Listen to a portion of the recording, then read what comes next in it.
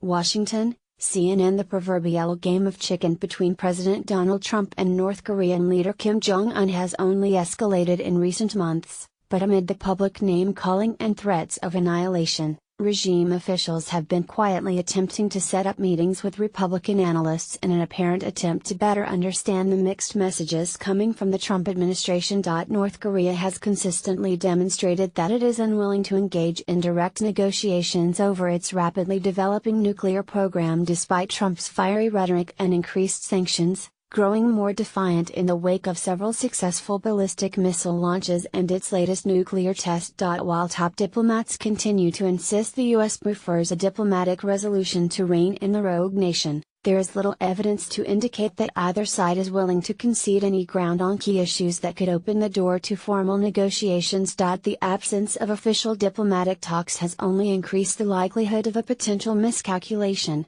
according to several experts, noting that Trump's sometimes unpredictable threats of fire and fury and a devastating military option have been publicly contradicted at times by several of his top advisors hoping to strike a more cautious tone. But amid the bluster, North Korea has attempted to engage in what the U.S. qualifies as Track 2 talks to facilitate conversation beyond formal diplomatic channels, and it is not unusual for intermediaries to approach American scholars or ex-officials with particular political ties when a new administration takes office. The White House is aware when these meetings occur and provided with any information that might be gathered, according to experts who have engaged in talks. Outreach by North Korean government officials started in January after Trump's inauguration with the goal of gaining a broad understanding as to how the new president's policies might differ from those of the previous administration, according to several experts who were approached.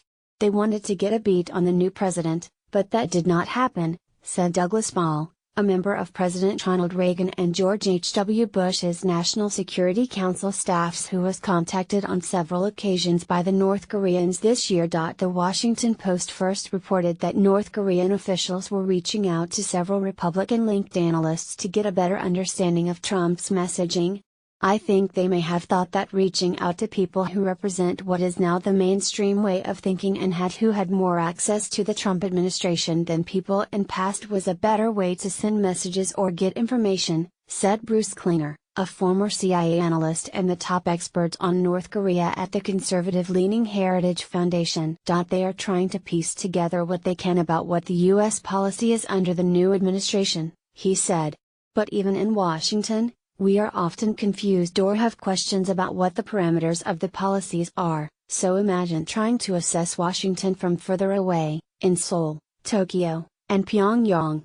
North Korea has long maintained and wants nuclear weapons and long-range missiles to deter the United States from attempting to overthrow the regime of Kim Jong-un. Pyongyang looks at states such as Iraq, where Saddam Hussein was overthrown by the United States, and Libya, its late leader, Muammar Gaddafi, gave up his nuclear ambitions for sanctions relief and aid, only to be toppled and killed after the United States intervened in his country's civil unrest, and believes that only being able to threaten the U.S. mainland with a retaliatory nuclear strike can stop American military intervention. Many experts say they believe North Korea would not use the weapons first. Kim values his regime's survival above all else and knows the use of a nuclear weapon would start a war he could not win, analysts say. They are trying to discern what the policy is and possible triggers for red lines, Klinger told CNN, adding that efforts to contact conservative or Republican analysts are likely the result of confusion over the Trump administration's messaging in the absence of official diplomatic talks with the U.S. government.